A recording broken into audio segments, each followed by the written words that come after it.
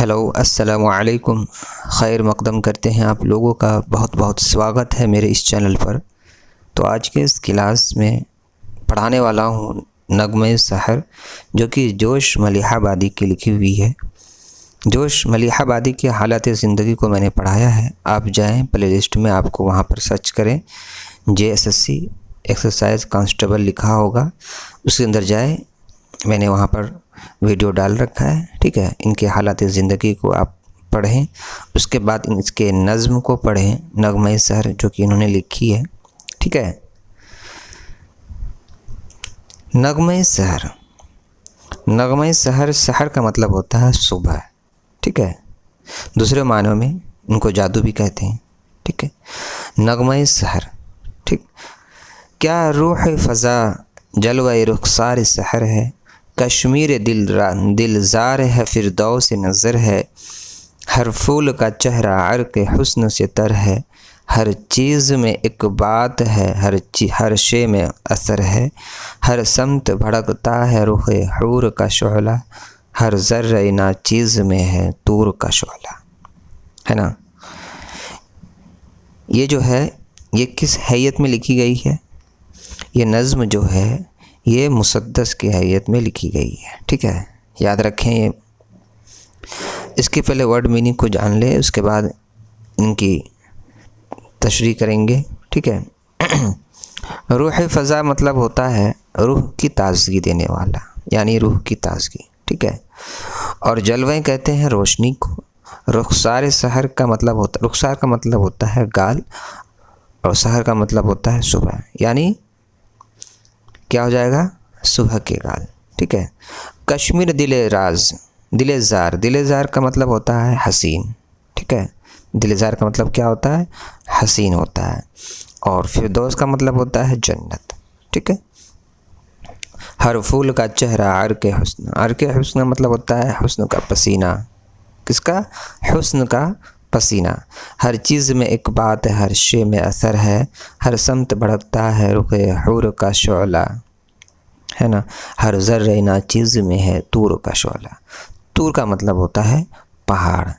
یہ وہ والی پہاڑ نہیں ہے، نارمل پہاڑ نہیں ہے، یہ وہ والی پہاڑ ہے جب داؤد علیہ السلام کے وقت میں اللہ تعالیٰ نے اس میں اتنی روشنی عطا کی تھی کہ بہت ہی زیادہ اس میں روشنی چمک اٹھی تھی اس پہاڑ کو، ٹھیک ہے۔ اس منظر کو اس میں شامل کیا گیا ہے۔ اس کی تشریح دیکھیں کہ جوش ملیح آبادی نے نغمہ سحر کی جو خوبصورتی اور دلکشی بیان کرتے ہوئے اپنے نظم کی اس بند میں کہتے ہیں کہ صبح کے جو آثار نمودار ہوئے تو صبح کے چہرے سے پردہ اٹھ گیا اور اس کا نور اور رنگینیاں ہر طرف پھیل گئی، جن سے لوگوں کی روحیں تازہ ہو گئیں۔ ہر منظر کشمیر کی حسین وادی کی طرح دلکش نظر آ رہا ہے، اور اس پر جنت کا گمان ہوتا ہے کہ پھولوں پر شبنم کے قطروں نے اس کے حسن کو چار چاند لگا دیے ہیں۔ ہر چیز کا اصل، ہر چہرہ بالکل نمایاں ہو گیا ہے، اور ہر شے میں دل کو لبھانے اور متاثر کرنے والی ہے۔ جدھر دیکھیں ہر منظر جنت کی حور کی طرح حسین دکھائی دے رہا ہے، اور خاک کا معمولی ذرہ بھی کوہ طور کے نور سے مزین ہے۔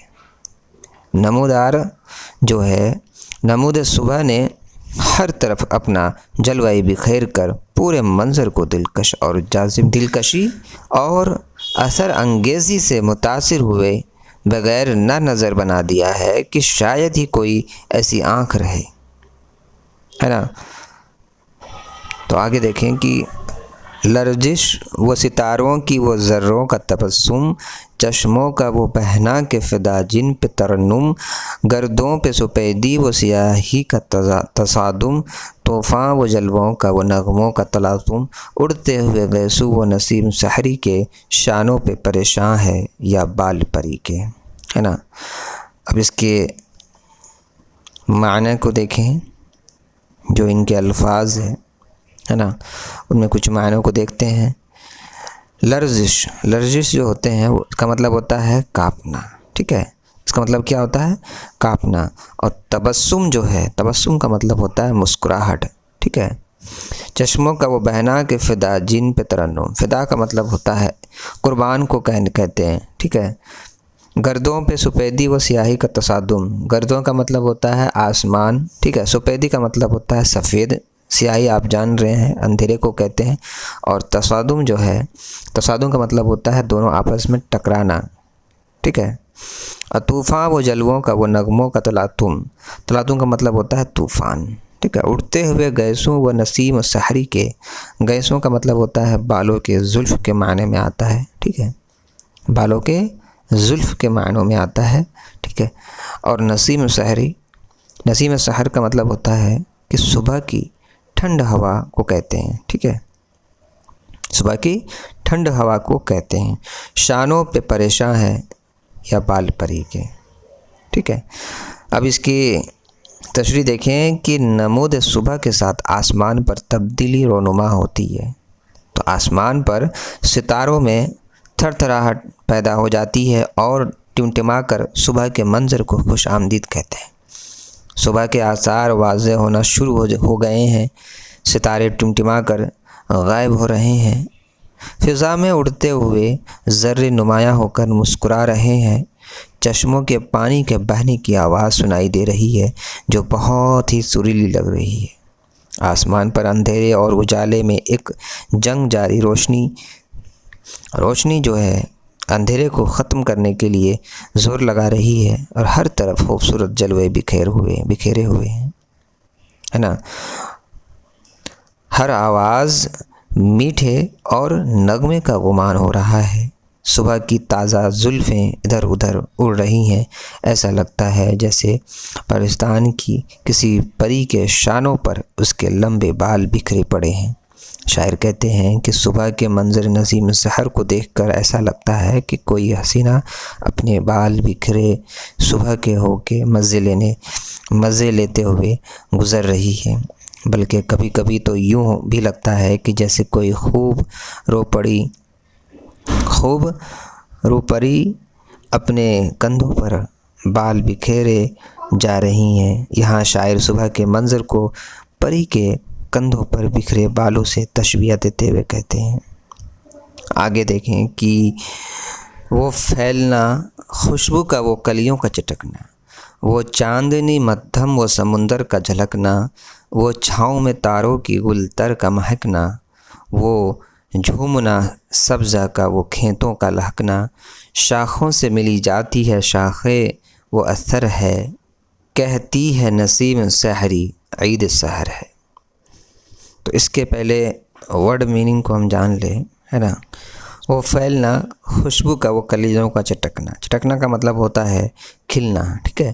وہ چاندنی مدھم وہ سمندر کا جھلکنا، مدھم کا مطلب ہوتا ہے کم، تھوڑا، ٹھیک ہے۔ وہ چھاؤں میں تاروں کی گل تر کا مہکنا، گل تر کا مطلب ہوتا ہے، گل کا مطلب ہوتا ہے پھول، اور تر کا مطلب ہوتا ہے تازہ، ٹھیک ہے۔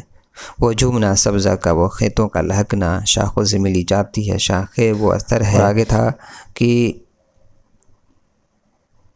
کہتی ہے نسیم سحری عید سحر، یعنی نسیم سحری کا مطلب ہوتا ہے صبح کے تازی ہوا کو کہتے ہیں۔ نسیم سحری کا مطلب جو ہوتا ہے وہ ہوتا ہے صبح کی تازی ہوا کو کہتے ہیں۔ اور عید سحر جو ہے اس کا مطلب ہوتا ہے خوشی کی صبح، ہے نا۔ عید کی صبح یعنی خوشی کی صبح، ٹھیک ہے، اس کو کہتے ہیں۔ اس کی تشریح آپ یہ سنیں، اس کی تشریح ہوگی آپ کی کہ شاعر جو ہے، شاعر چمن اور گلستاں کا تذکرہ کرتے ہوئے کہتے ہیں کہ صبح کا جو منظر ہے، صبح صرف انسانوں پر ہی اثر انداز نہیں ہوتے، بلکہ نباتات بھی اس خوبصورتی کا اثر قبول کرتے ہیں۔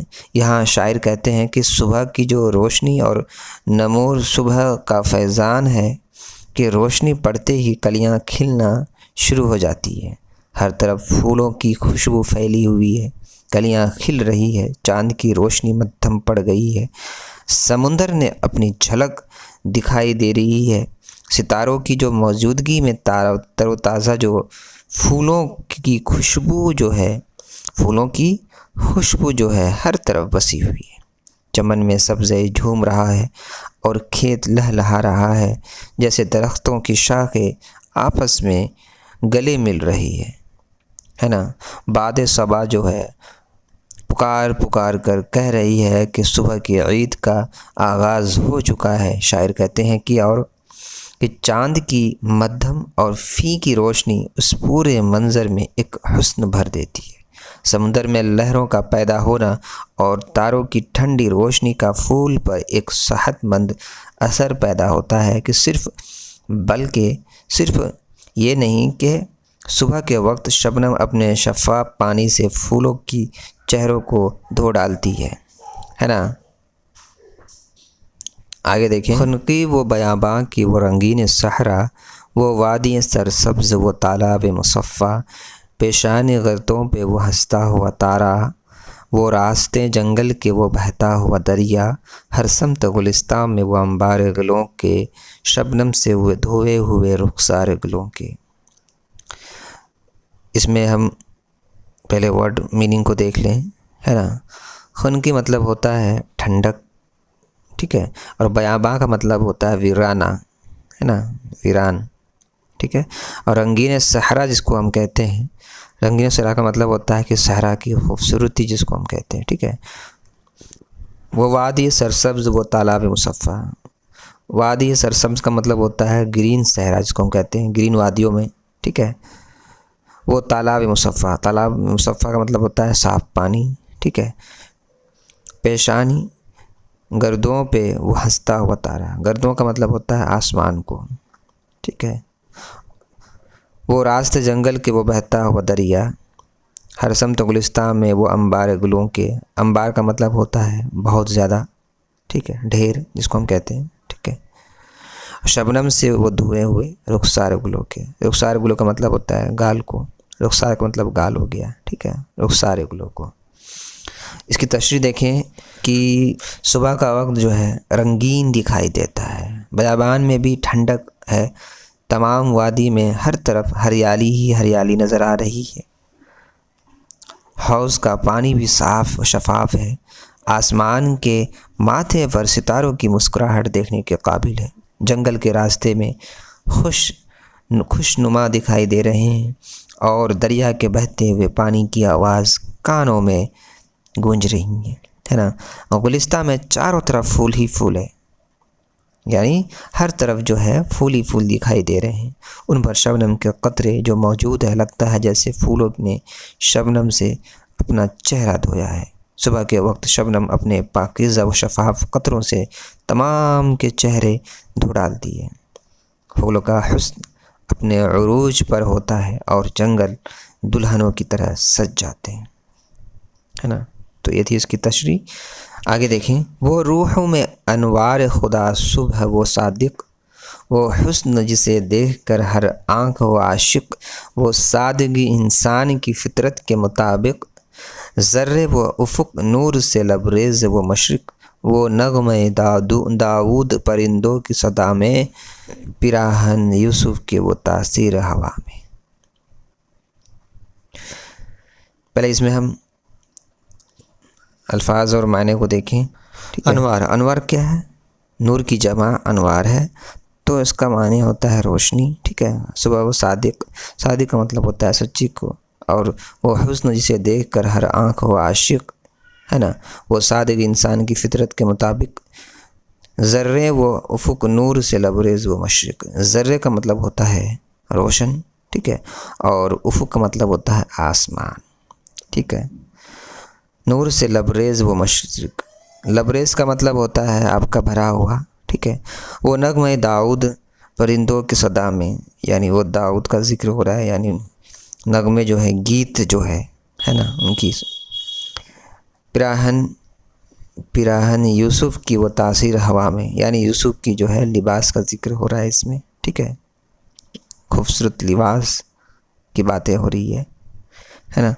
تو اس کی تشریح دیکھیں۔ شاعر جو ہے روح اور نفسیات پر پڑنے والے اثرات کا تذکرہ کرتے ہوئے کہتے ہیں کہ صبح کا جو منظر اس قدر دلکش اور دلنشی ہے کہ اس کا براہ راست اثر انسانی روح پر مرتب ہوتا ہے۔ صبح صادق کا جو وقت ہے نا، وہ جو روح سے اللہ تعالیٰ کے نور سے منور ہے، یعنی صبح صادق کا جو وقت ہے اللہ تعالیٰ کے نور سے منور ہے، ہر طرف حسن اور رنگینی، جو بھی اسے دیکھتا ہے اس کا عاشق بن جاتا ہے۔ انسانی فطرت کے مطابق صبح کا ہر منظر سادہ اور قدرتی ہے۔ آسمان کے کنارے سرخ ہو گئے ہیں اور مشرق کی طرف نور ہی نظر آ رہا ہے۔ پرندوں کی چہچہاہٹ میں لہن داؤد کی تاثیر پائی جاتی ہے، اور باد صبا میں یوسف علیہ السلام کے قمیض کی خوشبو بسی ہوئی ہے۔ اس بند میں شاعر تلمیح کا استعمال کرتے ہوئے کہتے ہیں کہ اور حضرت داؤد سے گفتگو کرتے تھے کہ صبح کے وقت نغمہ سرا ہوئے ہیں اور ہوا اس طرح خوبصورت ہے جیسے لباس یوسف خوبصورت ہوا کرتا ہے نا۔ آگے دیکھیں کہ وہ برگ گل تازہ، وہ شبنم کی لطافت، ایک حسن سے وہ خندہ سامان حقیقت، وہ جلوہ اصنام، وہ بت خانے کی زینت، زاہد ہے زاہد کا وہ منظر، وہ برہمن کی صباحت، ناقوس کے سینے سے صدائیں وہ فغاں کی، وہ حمد میں ڈوبی ہوئی آواز اذاں کی، ہے نا۔ پہلے اس میں میننگ دیکھ لیں، ٹھیک ہے۔ دیکھیں آپ کہ جو برگ ہے، برگ کا مطلب ہوتا ہے پتے کو کہتے ہیں، ٹھیک ہے، اور لطافت جو ہے، لطافت کا مطلب ہوتا ہے خوبصورتی کو۔ ایک حسن سے وہ خندہ سامان حقیقت، خندہ مطلب ہوتا ہے آپ کا یہ مسکان، جس کو کہتے ہیں مسکراہٹ کہتے ہیں، ٹھیک ہے۔ وہ جلوہ اصنام، وہ بت خانے کی زینت، جلوہ اصنام کا مطلب ہوتا ہے محبوب کا نظارہ، ٹھیک ہے، محبوب کا نظارہ جلوہ اصنام، ٹھیک ہے۔ اور زاہد کے وہ منظر، وہ برہمن کی صباحت کا مطلب ہوتا ہے خوبصورت چہرے کو کہتے ہیں صباحت، ٹھیک ہے۔ ناقوس کے سینے سے صدائیں وہ فغاں کی، ناقوس کا مطلب ہوتا ہے جو مندروں میں بجائی جاتی جو گھنٹی، اس کو کہتے ہیں ناقوس، ٹھیک ہے۔ وہ حمد میں ڈوبی ہوئی آواز اذان کی، اذان آپ جانتے ہیں جو مسجدوں میں اذان دی جاتی ہیں، ٹھیک ہے۔ اس کی تشریح دیکھیں آپ، اس کی تشریح یہ ہے کہ شاعر کہتے ہیں کہ صبح کی جو منظر ہے اس میں ایسا ماحول میسر کرتی ہے کہ جس میں پھولوں کی پتیاں، کلیاں اور چٹک چٹک کر نمودار ہوتی ہے، اور شبنم کی شفاف لطیف قطرے پھولوں کی پتیوں کو غسل دینے میں مصروف ہوتے ہیں۔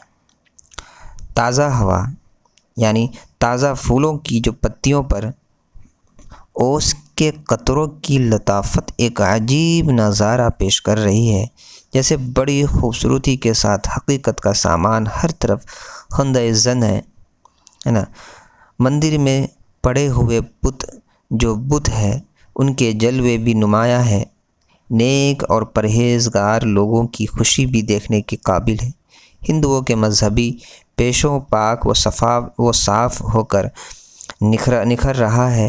مندروں اور گرجوں سے گھنٹیوں کی صدا سنائی دے رہی ہے، جس میں ایک سوز اور درد موجود ہے۔ اللہ تعالیٰ کی حمد و ثنا سے بھرپور اذانوں کی آوازیں بھی فضا میں گونج رہی ہے۔ لوگ اللہ کی حمد و ثنا میں مصروف ہو جاتے ہیں نا، اور اپنی اپنی فریاد پیش کرتے ہیں۔ عبد ہونے کا اقرار کرتا ہے کہ خاکساری اور عاجزی خدا کے سامنے پیش ہوتا ہے، کہ اپنے گناہوں کی معافی طلب کرتا ہے نا۔ آقا کا غلاموں سے یہ ہے کرب کا ہنگام، دل ہوتے ہیں سرشار، فنا ہوتے ہیں عالم، چھا جاتی ہے رحمت تو برس پڑتے ہیں انعام، اس وقت کسی طرح مناسب نہیں آرام، رونے میں جو لذت ہے تو آہوں میں مزہ ہے، اے روح خودی چھوڑ کے نزدیک خدا ہے۔ ماشاءاللہ، بہت بہترین لائنیں ہیں۔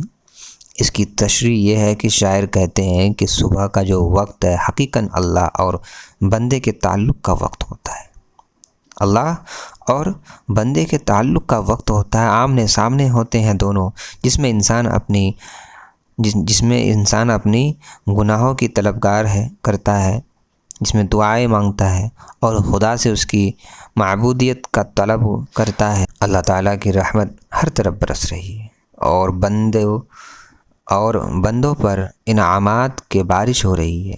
یہ آرام کا وقت نہیں ہے، خدا کے آگے سر جھکا کر ان سے معافی مانگنے کا وقت ہے، رونے دھونے اور اللہ سے مانگنے کا وقت ہے۔ وہ اپنی بے بسی اور بے حیثیتی کا اقرار کر دے اور خود ہی ترک کر دے، کیونکہ صبح کا جو وقت ہے خدا اور بندے کے درمیان تمام دوریاں اور فاصلے ختم ہو جاتے ہیں۔ اس سے فائدہ اٹھانا چاہیے، اس کی بندگی کا اقرار کرنا چاہیے۔ انسان جتنی عاجزی ساری سے اللہ تعالیٰ سے فریاد کرے گا، خداوند تعالیٰ اس کی خطاؤں کو معاف کرے گا اور دعاؤں کو قبول فرمائے گا۔ تو یہ تھی جوش ملیح آبادی کے نغمہ سحر، جو آج میں نے آپ لوگوں کو بتایا ہے، پڑھایا ہے، سنایا ہے تشریح کے ساتھ اور میننگ کے ساتھ۔ مجھے امید ہے آپ لوگوں کو اچھی لگی ہوگی۔ اگر اچھی لگی ہو تو آپ لوگ سبسکرائب ضرور کر لیں، اور ہاں، یہ ان لوگوں کے لیے ہے جنہوں نے JSSC ایکسرسائز کانسٹیبل کے لیے فارم بھرا ہے اور لینگویج جنہوں کا اردو ہے، ان لوگوں کے لیے بہت ہی ضروری ہے یہ ویڈیوز، ہے نا۔ آپ لوگ تیاری کریں اچھے سے، انشاءاللہ ایک ہفتہ کے اندر اس کا جو سلیبس ہے مکمل کر دوں گا، ٹھیک ہے۔ آپ لوگ پلے لسٹ میں جائیں، وہاں پر میں نے ڈال دیا ہے ویڈیوز، آپ وہاں سے بھی پڑھ سکتے ہیں اگر آپ کو نہیں ملتا ہے تو، ٹھیک ہے۔ اور انشاءاللہ اس میں جو ورڈ میننگ نکلا ہے اس کی ایک الگ ویڈیوز بناؤں گا اور میں ڈال دوں گا، ٹھیک ہے۔ تو پھر ملتے ہیں اگلی ویڈیو میں۔ اللہ حافظ۔